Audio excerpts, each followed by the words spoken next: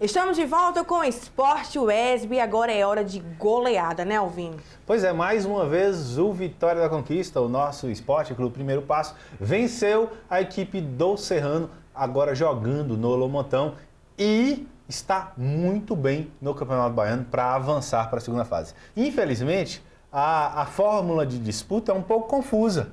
Nós temos um grupo voando, outro grupo capenga e o grupo voando está embolado lá em cima, o grupo capenga está embolado lá embaixo. O Vitória da Conquista, apesar de sua excelente campanha, tem o Galícia nos seus calcanhares.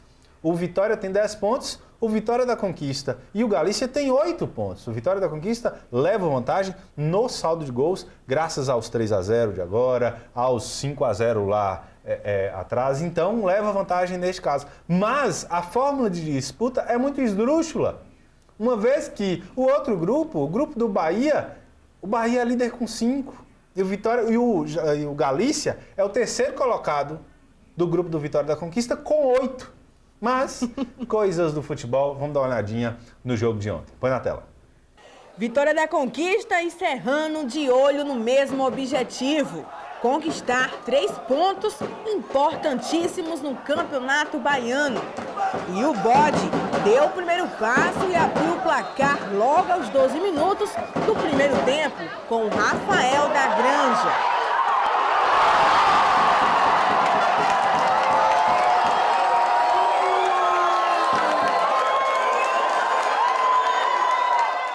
E o primeiro tempo terminou assim, 1 para o Vitória da Conquista, 0 para o Serrano.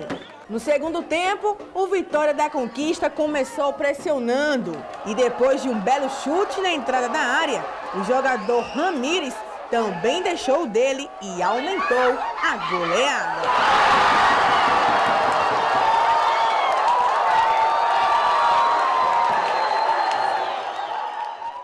Com esse resultado, o Vitória da Conquista assume a segunda colocação do Grupo 2 com 8 pontos.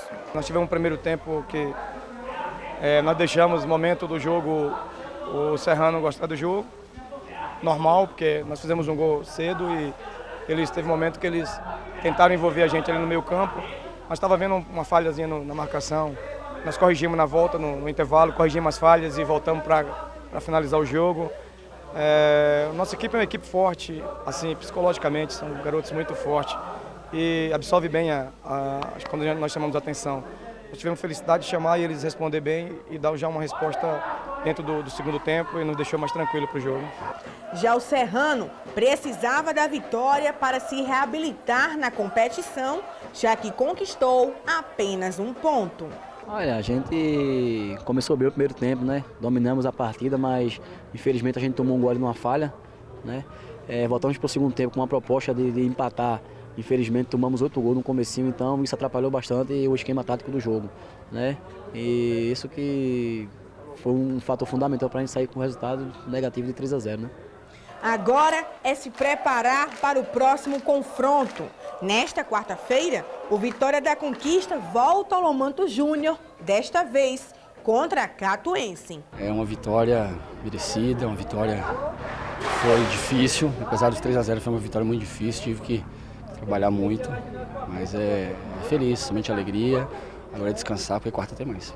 Ainda ontem, pelo Campeonato Baiano, nós tivemos também mais um Bavi e mais um empate entre os dois grandes times da capital baiana. 1-1 foi o placar do Bavi de ontem. Como eu disse antes da matéria, ontem não tem programa, mas antes da matéria, a fórmula acaba beneficiando alguns. Neste caso, o Bahia está sendo beneficiado uma vez que vem com uma campanha extremamente irregular, para lá de irregular, nesta fase do Campeonato Baiano e lidera o seu grupo. Outros estaduais agora, Samara Dias? Para poupar os titulares visando a Taça Libertadores, o técnico do Botafogo levou a campo na tarde deste domingo no Maracanã o time reserva. E o grupo mostrou sua força diante do time titular do Fluminense. Os alvinegros venceram o clássico Vovô por 3-0. O Flamengo também marcou 3 gols, não sofreu nenhum e conquistou mais 3 pontos diante do Resende. Já o Vasco da Gama perdeu por 2-1 para o Cabo Friense. Eita, Vasco! Perdeu. Já falamos do clássico carioca, o Botafogo passou o carro em cima do Fluminense com seu time reserva. O Vasco perdeu para um bom time da Cabo Friense, não é um time ruim. Nós não aceitamos que um grande perca para um pequeno. Porém, a time da Cabo Friense não tem um time ruim no Campeonato Carioca hoje. E o Flamengo, beneficiado por Alexandro Gol, fazendo 2 gols e assumindo a artilharia do Campeonato Carioca. O Flamengo vai bem também nessa disputa. Vamos de Paulista? Na 10ª rodada do Campeonato Paulista, o Corinthians venceu por 3-2 o Rio Claro. São Paulo e Santos não saíram do 0-0. Já o Botafogo venceu por 3-1 o Palmeiras. Primeira derrota do Palmeiras no ano. Perdeu aí a sua invencibilidade e foi ultrapassado no geral pelo Santos. Santos que fez uma boa partida contra o São Paulo. Teve um pênalti marcado, depois voltado atrás no final do jogo, porém bem voltado atrás, uma vez que o Rildo estava sim impedido. O impedimento veio antes da marcação do pênalti. Então não houve o pênalti porque ele estava impedido. Já o Corinthians vence pela segunda vez e começa a andar bem no campeonato. Não sei se dá tempo chegar na zona de classificação, uma vez que o Corinthians ficou 6 jogos sem vencer. Ainda nos estaduais, nós tivemos a estreia do Dida, 41 anos de idade, 3 metros de altura, estreando no Internacional e perdendo para o Veranópolis por 1-0. Faz tempo que o Inter não ganha do Veranópolis. Nós tivemos a primeira decisão de turno lá no Pará. O Remo, com um empate, sagrou-se campeão do primeiro turno paraense. Tivemos também o clássico mais antigo e mais importante da cidade de Belo Horizonte, América e Atlético Mineiro. Obina, ele mesmo, fez 2 gols, abriu 2-0, mas o Atlético Mineiro virou para 3-2 com grande atuação de Diego Tardelli. Futebol demais, sempre você vê aqui no Sport UESP. Perguntinha para terminar? Pois é, vamos mudar de assunto agora, vamos falar de UFC. Com apenas 1 minuto e 6 segundos de luta, Ronda Rousey venceu pela 9ª vez na carreira e garantiu pela 3ª vez o cinturão da categoria pesos galos do UFC. Alvino, ela é imbatível? Nós tivemos uma novidade nessa luta. Não foi por chave de braço. Ela ganhou depois de uma joelhada fulminante que acabou com a Sarah e venceu mais uma vez a Ronda Rousey. Ela é imbatível? Não sei.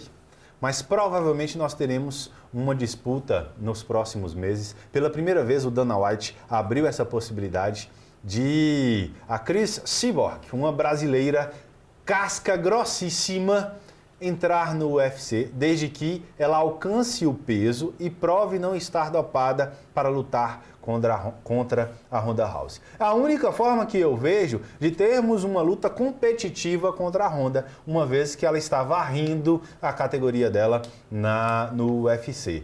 Espero que a Cris Cyborg possa bater o peso, uma vez que ela é da categoria de cima. Espero que ela realmente esteja limpa na linguagem esportiva e esteja sem qualquer tipo de doping para poder fazer uma grande luta contra a Ronda. Que não seja, que ela não vença, que talvez não vença, mas que possa fazer uma grande luta, coisa que a Ronda dificilmente enfrenta. A penúltima luta dela, ela teve 3 rounds, mas geralmente é primeiro round, chave de braço. Primeiro round, chave de braço. Dessa vez foi primeiro round, com 1 minuto e pouco, mas com uma joelhada. Grande abraço a todos vocês. Até a próxima segunda, 7h30 da noite. Eu, Alvino Brito e Samara Dias vamos trazer sempre o melhor de todos os esportes do Brasil e do mundo, mas principalmente daqui, sempre para você. Grande beijo. Pois é, mas antes tem abraço especial também para a galera do Baba do Remanso, Neto do Samu, para o seu João, que parou a gente, falou que é vascaíno, assiste sempre o nosso programa, a galera da Ponte Preta, Iris Esporte, todo mundo do bairro Guarani, que recebeu a gente muito bem. Tchau, gente, até segunda-feira que vem. Tchau, tchau.